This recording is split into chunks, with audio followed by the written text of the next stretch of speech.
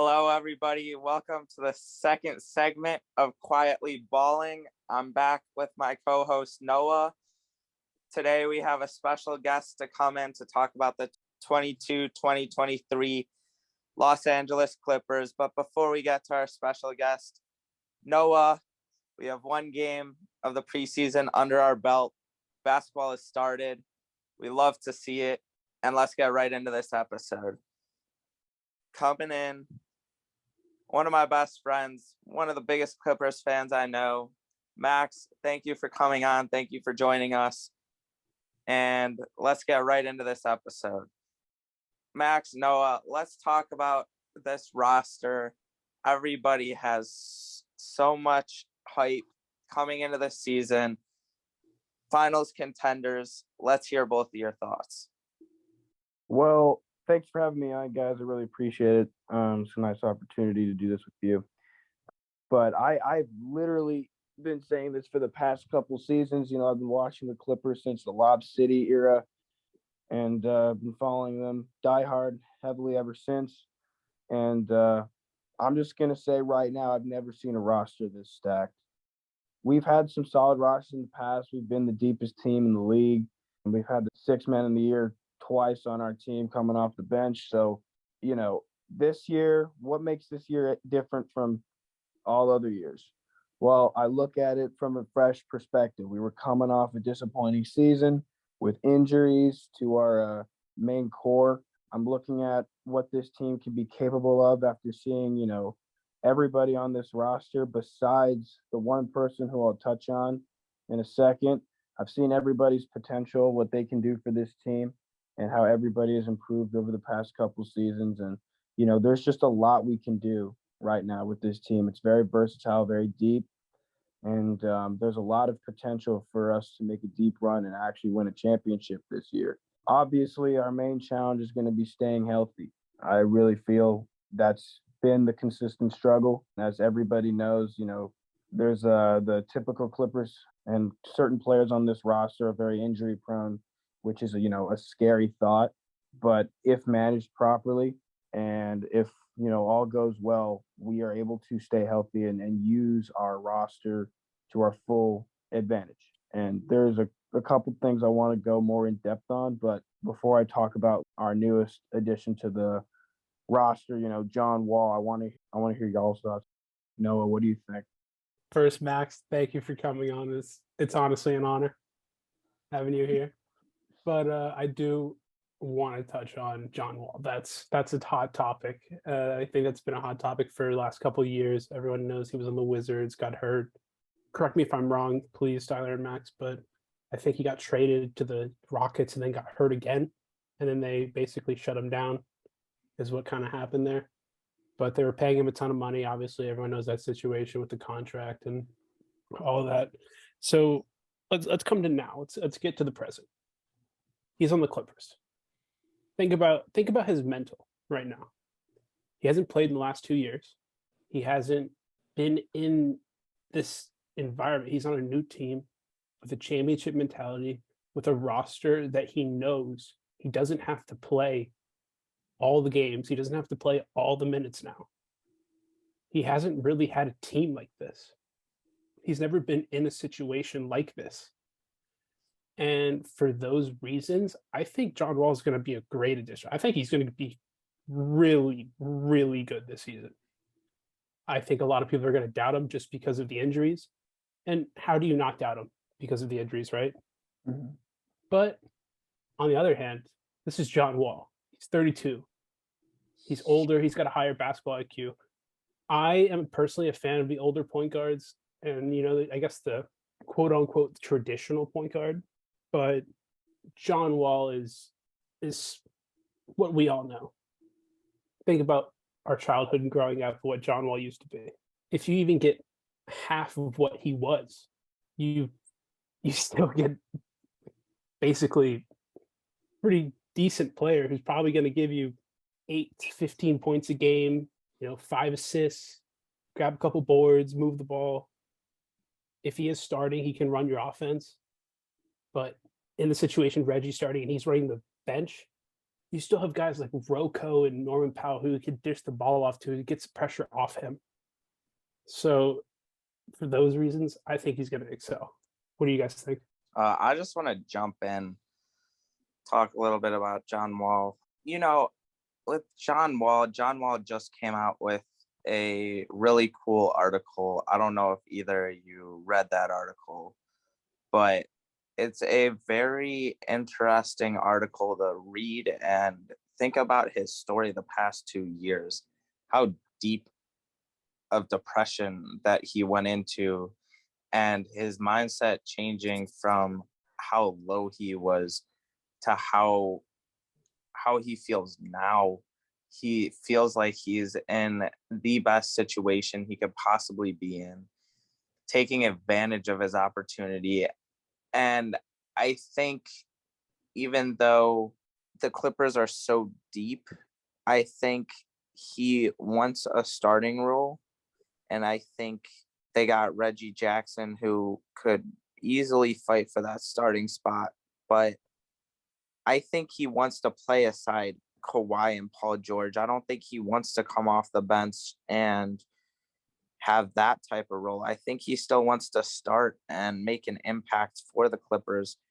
But I don't know that Reggie really has the mindset of a starter right now, just because John Wall is that type of veteran to come in and make his presence known, especially with his mindset going into this year. He's fully healthy. He's with a team that could go as far as they want to. It's the question of how is Ty Lue gonna manage this team, manage this roster, manage the rotations, and understand who needs to play when. I think this year is gonna come down to a lot of Ty Lue's coaching. And I think the management of these players to stay healthy is going to be very important. And we'll see. I think it is a big debate about who should start over Reggie and John Wall. But I think with the mindset of John Wall and the impact John Wall can make, as his mindset has grown so much in the past, 4 months, could be a very big impact to start the year. So that's my thoughts on the John Wall part of things. But again, I think it's going to come down to Ty Lue and how he really manages this roster. I want to jump in real quick just to speak about what John Wall has said in his story that he released just this past week.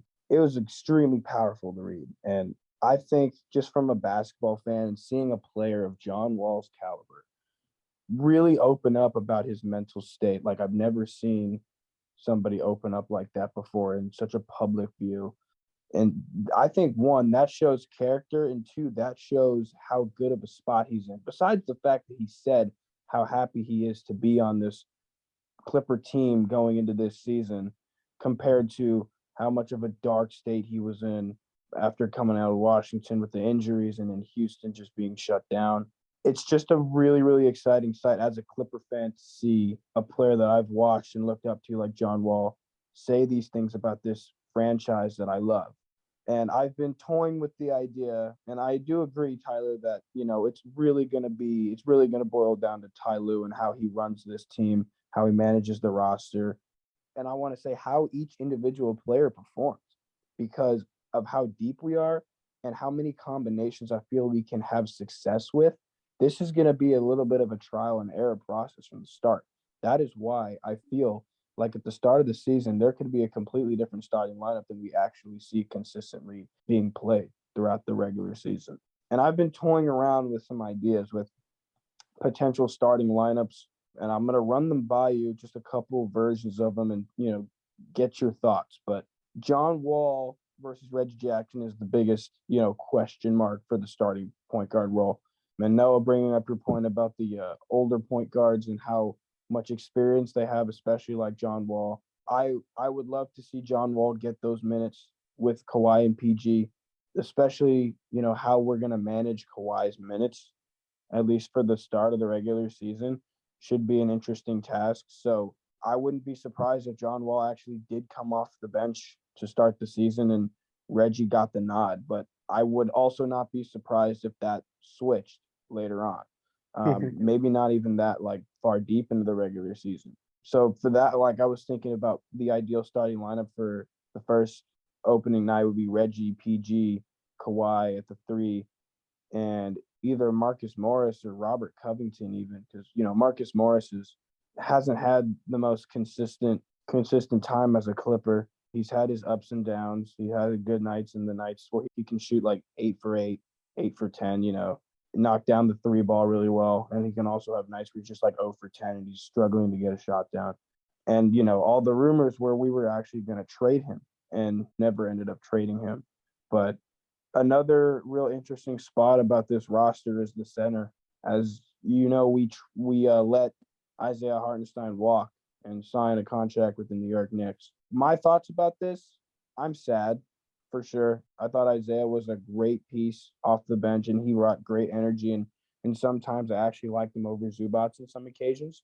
I wasn't the biggest fan about how Ty Lue played him this past season, and obviously since we didn't sign him, that we felt it wasn't worth giving him that roster spot after, what he gave us last year, as he was a solid production of offense and an energy boost off the bench. So definitely a sad sight, but he's really earned that contract that he's got with New York. And, I really hope he excels over there.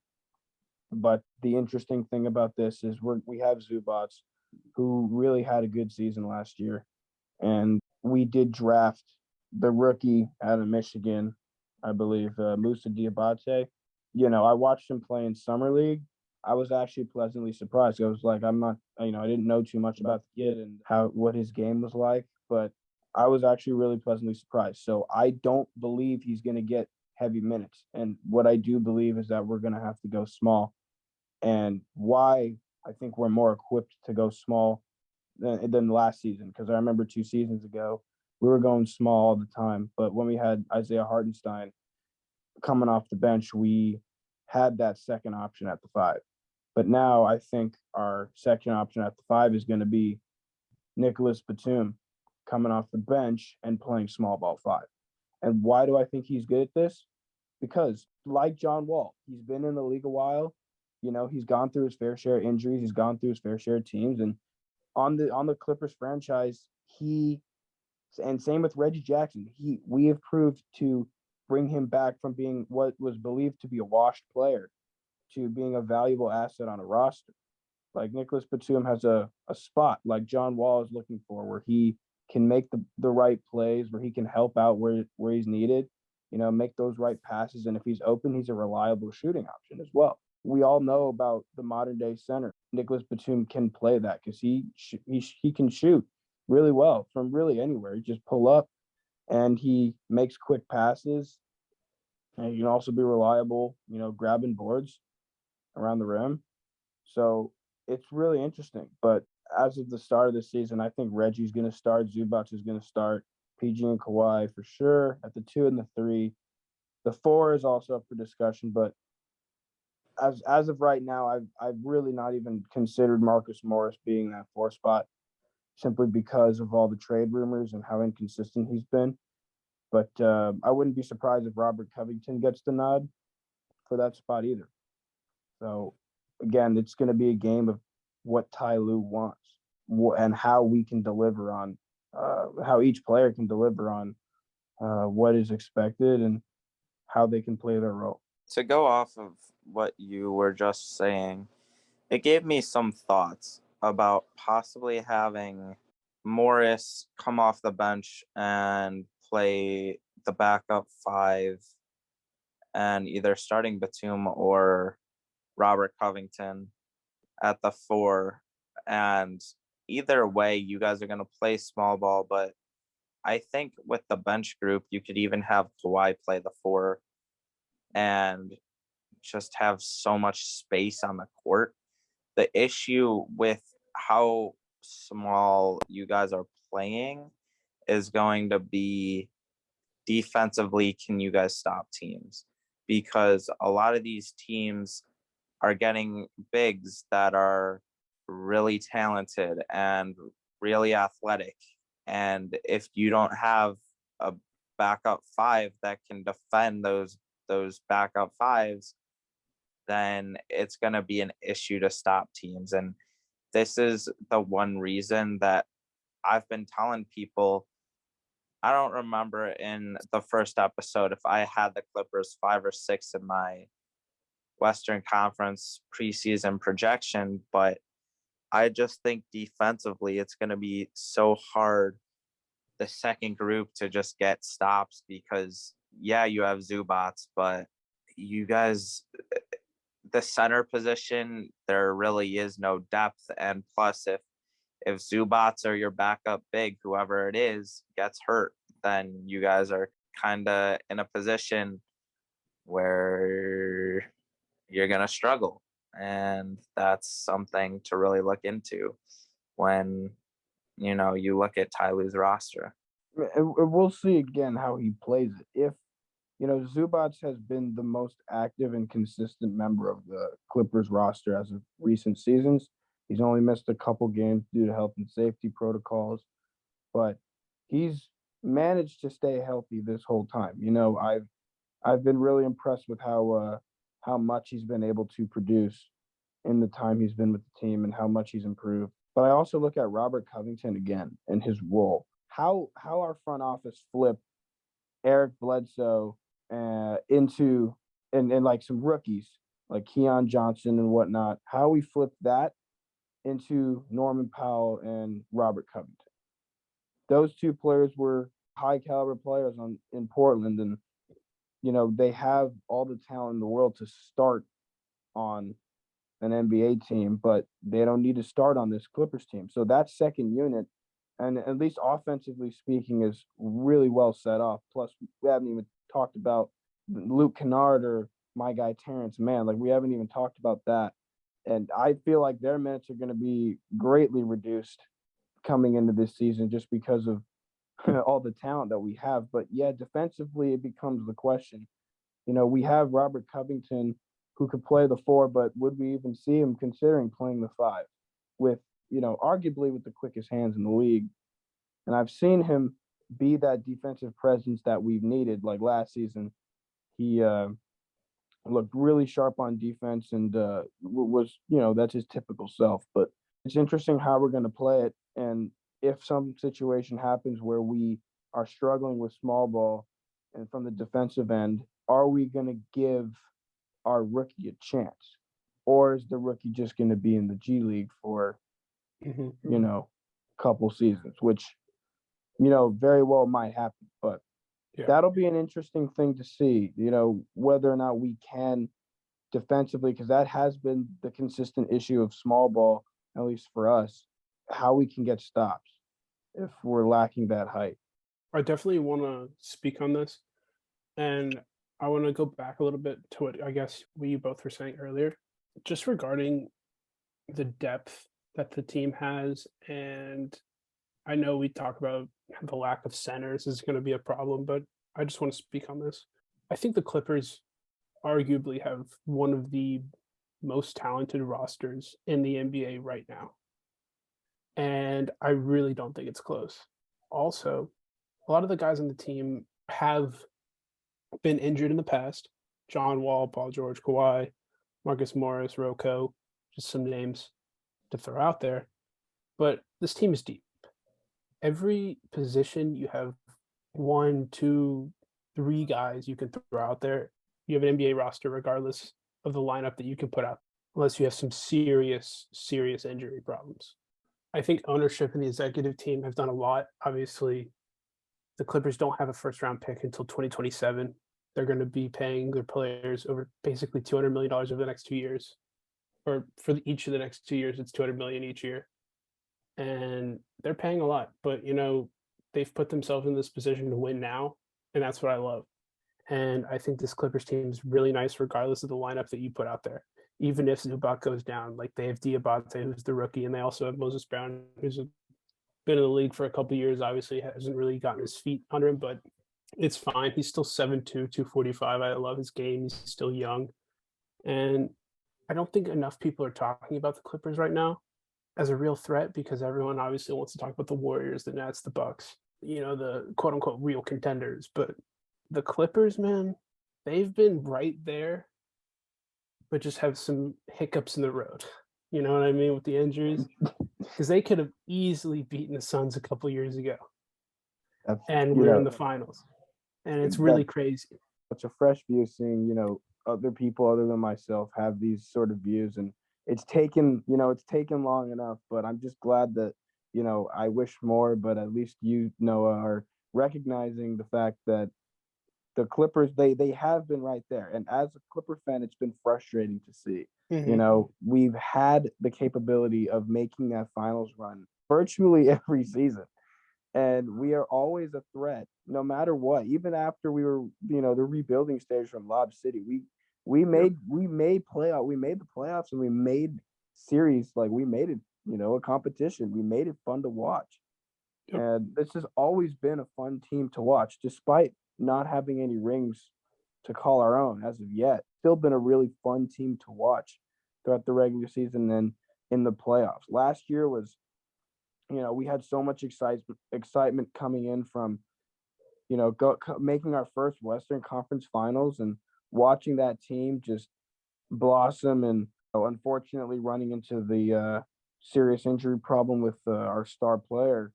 But watching the way the rest of the team responded, and we literally, I think we've played with the most heart out of any team I've ever seen. It's just like we were counted out underdogs for everything. That one team that's coming in without a ring, that has longed for one, that has had the tools and the capability of winning one, yet have always somehow come up short, and yet have always somehow gotten injured and have had these problems.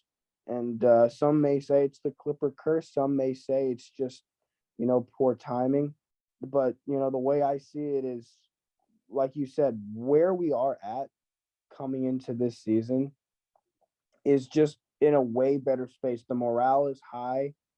Everybody's healthy. It's a scary thought. I at least look at it as a scary thought for, the rest of the NBA, and how people are doubting the Clippers so much. And even myself, I'm like, can we actually do this, or is this going to be the same thing every season where we're just going to go down with injuries like, we always do? That's a valid question that you can It is, ask. and it really is. But I feel like just because of how deep we are and how we could do so much with just each position on our roster, it's gonna be really exciting and fun to watch, because this team staying healthy, I don't know. I feel like that could arguably be the best roster healthy in the NBA. No, definitely. And I do want to jump in real quick because one of the points you made, I really just wanted to talk about it. So when your owner and your executive team are on a path to win, this is what you get. And I just want to speak on this real quick. You now have a full roster that arguably may be the best you've ever had. And I'm talking about full roster. Like I said, when executive teams and ownership want to win and put your team in a place to win, this is what you're going to see.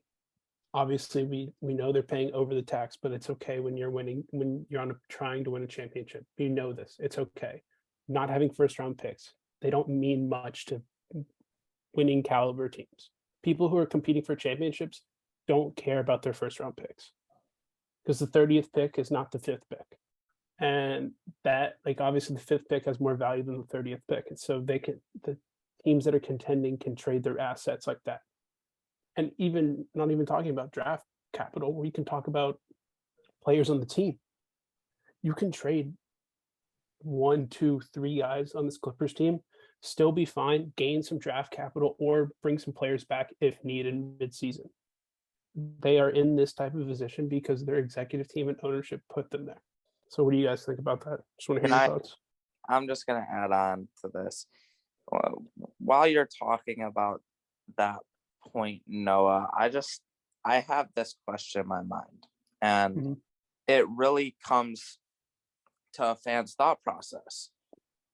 For the Clippers to be this good and to have so much depth in their roster, do you start thinking as a fan, and Max, you can add to this, do you start thinking as a fan, if we don't even make the finals this year, when are we going to compete for a finals? Or a mindset where it's kind of like, I don't know how this team is going to get to a finals if we can't make it this year. Max, as a fan, what kind of mindset do you have on that? That this is why, like I said, I've had my own questions about the team. I've had my own doubts, but I've also seen and I've seen they proved that they can compete for it. And I know I wouldn't still be saying these things if I didn't believe it was possible. I know we're fully capable of it, and even more so now because you know, we have the luxury of the bank of Ballmer. We have Steve Ballmer, who everlastingly loves the Clippers. And, an article just came out like yesterday from Forbes or 2 days ago or something about the richest owner in sports, Steve Ballmer. I think he's worth like, I don't even know the exact number, but he's worth, more than this team. He just made the value of this team, skyrocket. And, he's obviously constructing our own arena in Los Angeles. So the path he's putting this team on, like Noah said, is to win that NBA Finals. And he's willing to do what it takes, and he's shown it. This team has shown that they want to fight as hard as they can, despite all setbacks, despite all injuries, to play for that championship. And I believe that we can. And that's sort of the mindset I have, is seeing what we are capable of and seeing all the possibilities of what we have. But, like you said, Tyler, as a fan, if we don't make the finals this year, when will we make the finals? It's a tough question. It's a tough question to say. And I've been trying not to have a mindset, like that, in terms of having like all this doubt and stuff. I look at it where, like Noah said, we have that the players on the team. If we need to, we can make those adjustments and we can get the draft capital back. And we could always still compete in future years. Our guys are not young anymore on this team. This is a team that was built to win a championship, not to work to win a championship, but to win a championship right now. It all I remember the point. The point is, like you said, Tyler, I think it all depends on how we go down. I look at how we have went down in the past couple seasons since signing Kawhi and Paul George. How we have went down. I look at Lob City and then I look at this team now. Last season was tough. We didn't make it through the play-in. That was an underwhelming, result compared to the season beforehand.